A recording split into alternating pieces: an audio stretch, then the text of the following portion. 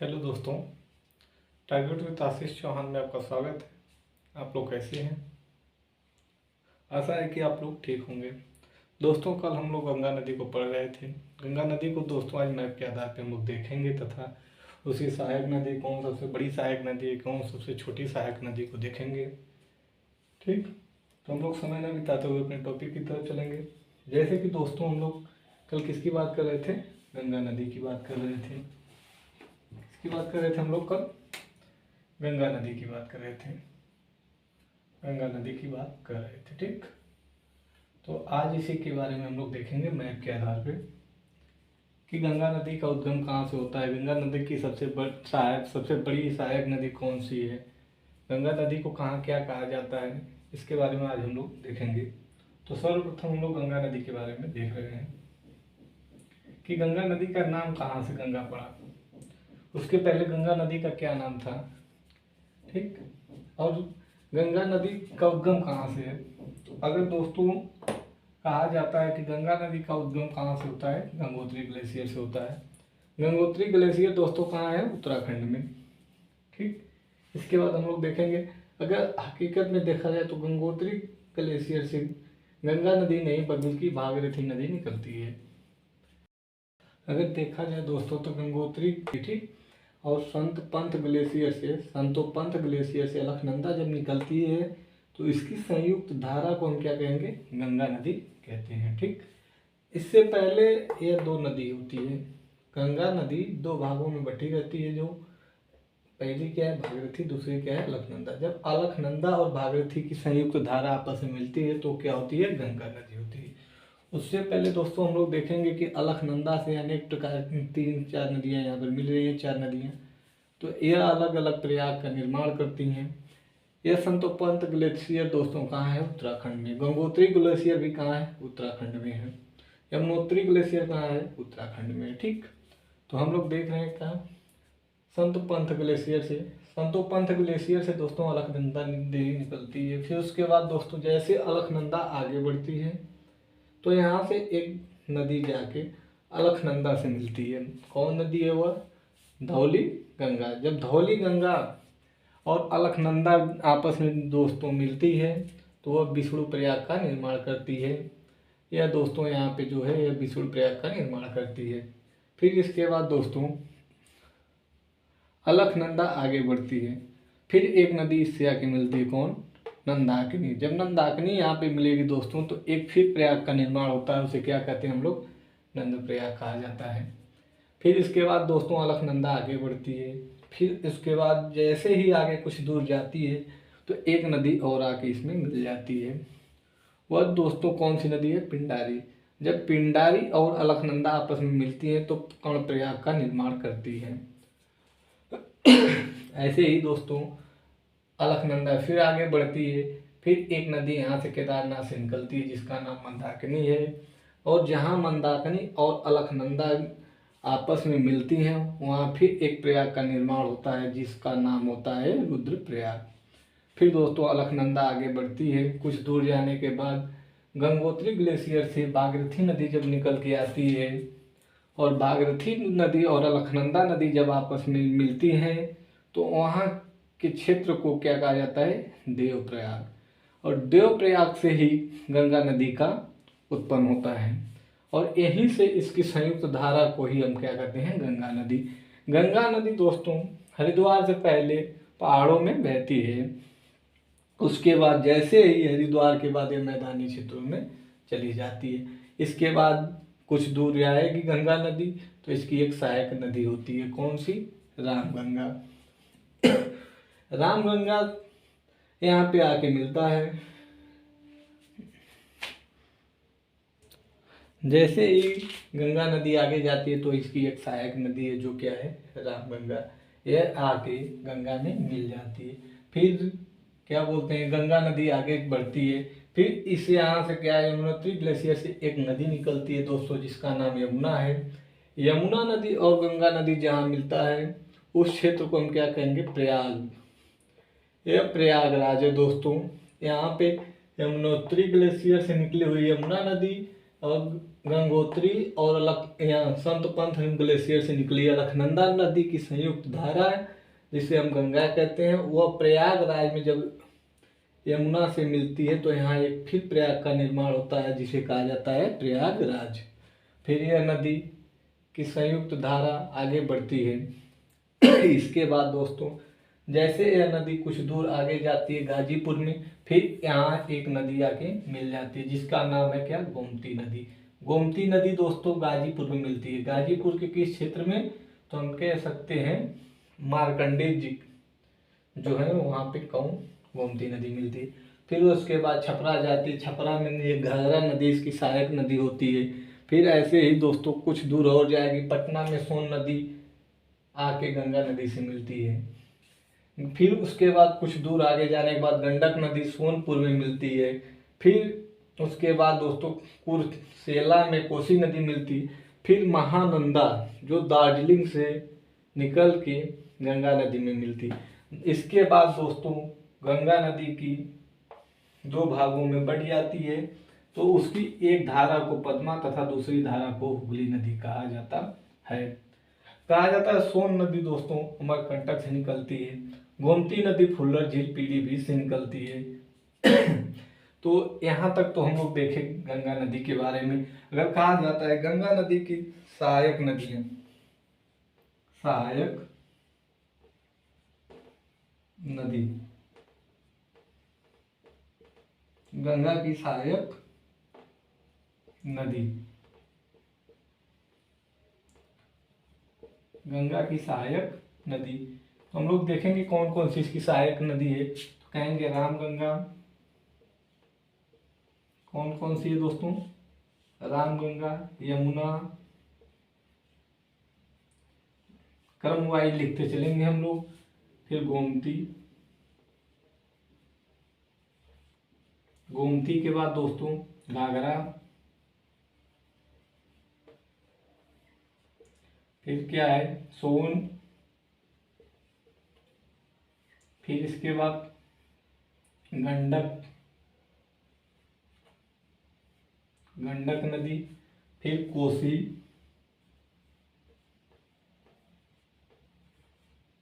फिर महानंदा, महानंदा। ठीक, तो इसकी कितनी सहायक नदियां हुई, 1 2 3 4 5 6 7 8। कहा जाता है कि पहली सहायक नदी कौन सी है और अंतिम सहायक नदी। अगर पहली सहायक नदी की बात की जाए तो कौन सी है, रामगंगा, और अंतिम सहायक नदी की बात की जाए तो कौन सी है, महानंदा। ठीक। इसके बाद दोस्तों हम लोग कुछ पॉइंट लिखेंगे, आप लोग इसको नोट कर लीजिए। इसके बाद हम लोग कुछ पॉइंट लिखेंगे।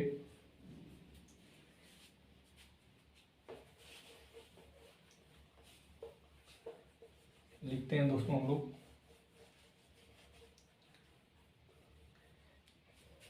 कुछ हम लोग पॉइंट लिखेंगे।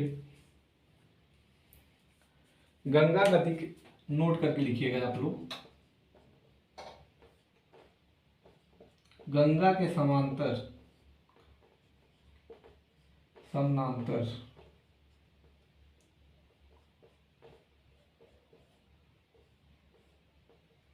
समानांतर,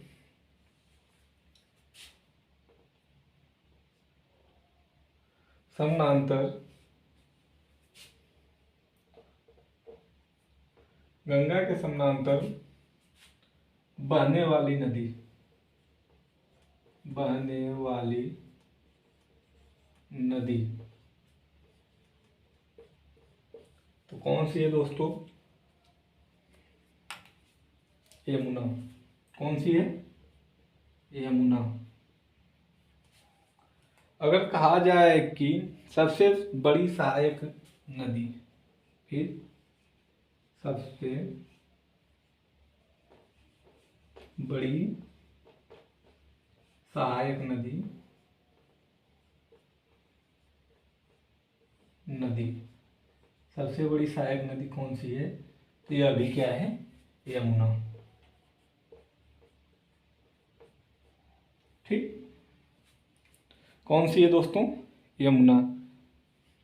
यहाँ तक आप लोग नोट कर लीजिएगा, फिर हम आगे चलते हैं। इसके बाद देखेंगे हम लोग इसको पूरा, इसका नोट करेंगे। गंगा नदी की सबसे बड़ी सहायक नदी हो गई, और समानांतर बहने वाली भी नदी कौन सी है? यमुना है।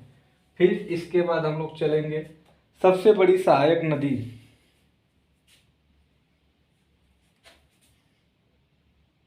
सबसे बड़ी सहायक नदी हम लोग देखें कौन सी है? यमुना है। फिर एक बार लिखेंगे सबसे बड़ी सहायक नदी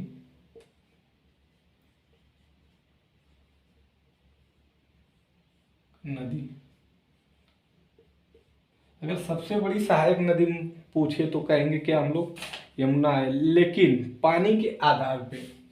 अब यहाँ हम लोग लिखेंगे क्या? पानी के आधार पे, अगर पानी के आधार पे देखा जाए तो क्या हो जाएगी? घाघरा हो जाएगी। क्या हो जाएगी दोस्तों? घाघरा नदी, घाघरा हो जाएगी। ठीक, फिर इसके बाद पॉइंट आगे बढ़ाएंगे। गंगा की एक ऐसी सहायक नदी जिसका उद्गम धरातल से होता है, वो कौन सा है दोस्तों? पॉइंट कर करके लिखिएगा आप लोग। गंगा की एक ऐसी नदी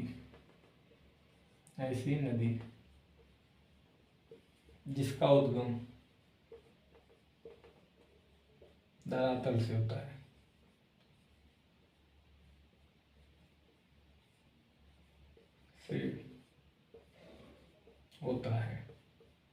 ये दोस्तों पॉइंट लिख रहे हैं आप या क्वेश्चन भी है।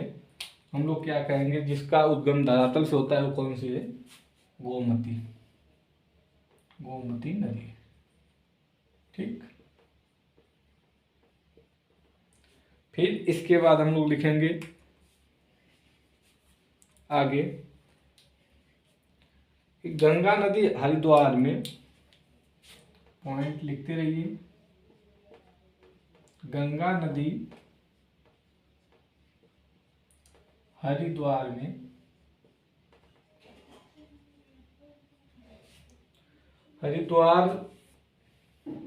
में या हरिद्वार से मैदानी, हाँ दोस्तों, मैदानी क्षेत्रों में प्रवाहित होती है।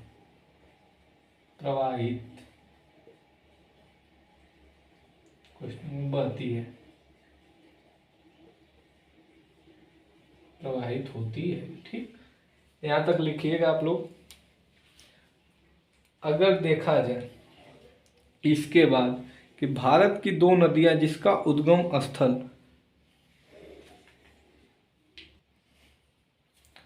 अलकनंदा, व एक पॉइंट और लिखो दोस्तों, अलकनंदा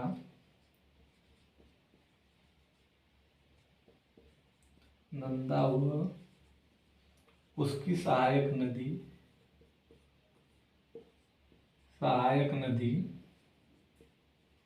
उत्तराखंड में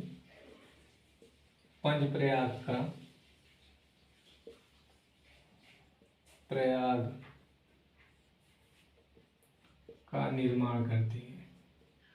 क्या करती है? निर्माण करती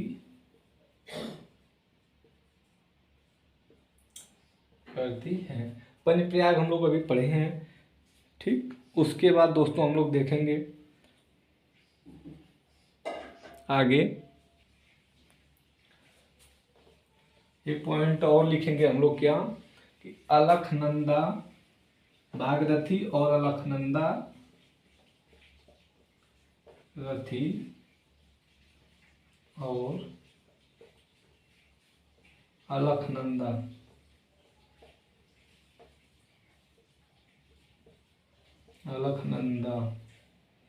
की संयुक्त धारा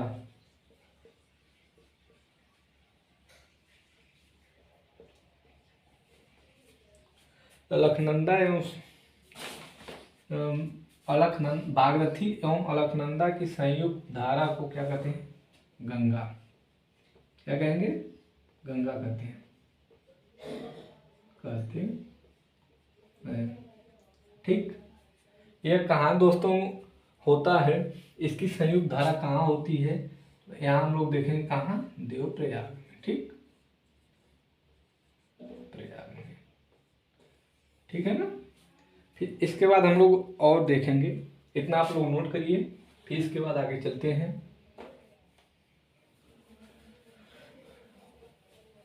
इसके बाद हम लोग आगे चलेंगे। आज गंगा नदी को खत्म करना है दोस्तों, चाहे जैसे।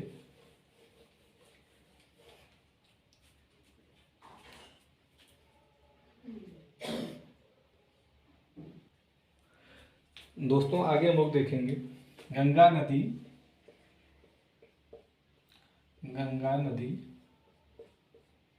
झारखंड के गंगा नदी झारखंड के एकमात्र जिला को, क्या एकमात्र जिला जिसे कहा जाता है साहेबगंज। कौन है दोस्तों? साहेबगंज। गंज में प्रवाहित होती है, प्रवाहित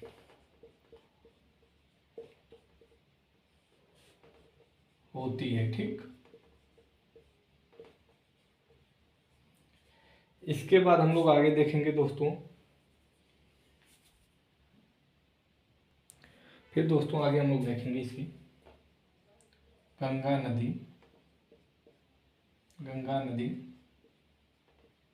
है दोस्तों। इसके आगे गंगा नदी फरक्का नामक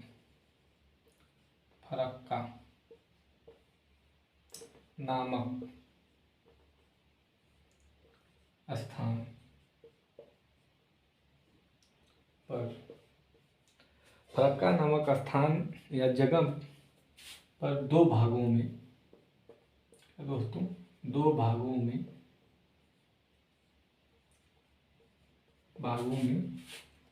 बट जाती है। क्या होती है? बट जाती है। ठीक। अब कौन कौन से जगह बढ़ती है दोस्तों, या विभाजित हो जाती है? जिसकी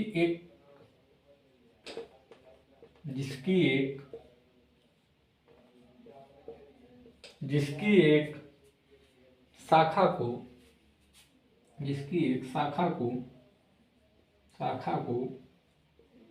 पश्चिम बंगाल में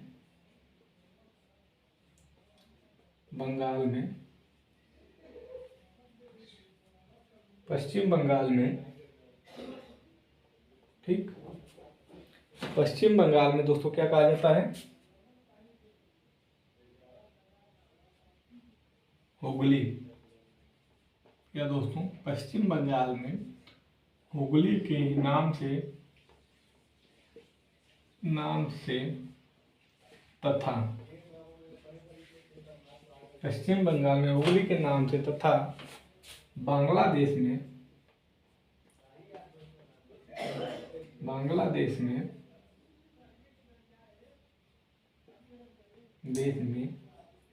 पद्मा के नाम से जाना जाता है। पद्मा नदी के नाम से जाना जाता है।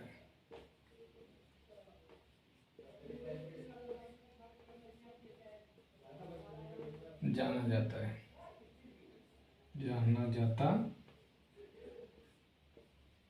है। ठीक। और दोस्तों एक नोट बना के हम लोग लिखेंगे कि दोस्तों पर्वतीय क्षेत्र में गंगा को पर्वतीय क्षेत्र में क्या कहा जाता है?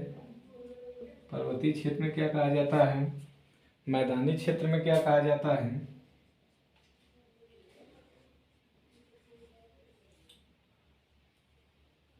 पर्वतीय क्षेत्र में, मैदानी क्षेत्र में। ठीक।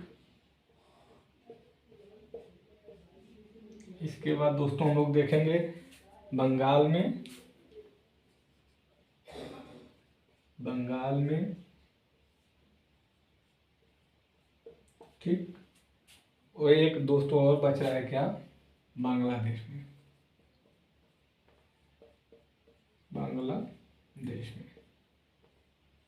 ठीक।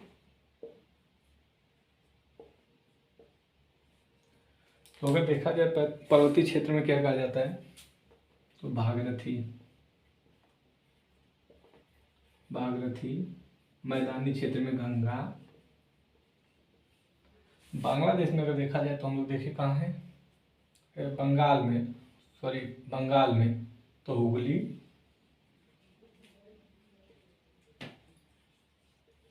और अगर बांग्लादेश में देखा जाए तो पद्मा के नाम से जाना जाता है, ठीक।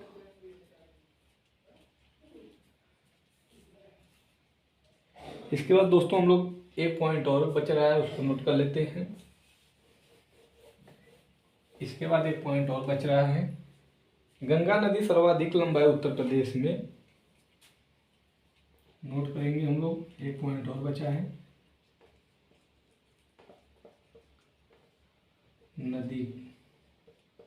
गंगा नदी की क्या है दोस्तों, गंगा नदी की सर्वाधिक लंबाई,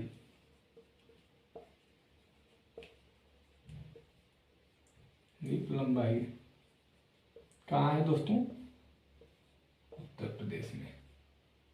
कहाँ है, उत्तर प्रदेश में। अब कितना है दोस्तों उसको देख लेते हैं, कितना किलोमीटर है दोस्तों, तो 1410 किलोमीटर। कितना है टोटल, 1410 किलोमीटर, ठीक। इसके बाद दोस्तों हम लोग कल देखेंगे। तो आज तो यहाँ तक हम लोग देख चुके हैं और गंगा के बारे में पढ़ चुके हैं कि गंगा नदी की सर्वाधिक लंबाई उत्तर प्रदेश में है, ठीक। तो दोस्तों आज हम लोग गंगा नदी के बारे में पढ़े तथा उनकी सहायक नदियों को देखा। कल से दोस्तों हम लोग उसकी सहायक नदियों को पढ़ेंगे। बाकी कोई भी डाउट रहे दोस्तों तो आप कमेंट जरूर करिएगा। बाकी हमारे यूट्यूब चैनल पर बने रहने के लिए धन्यवाद दोस्तों। बाकी अगर कंटेंट अच्छा लगे तो शेयर करें, लाइक करें और सब्सक्राइब करें। धन्यवाद दोस्तों।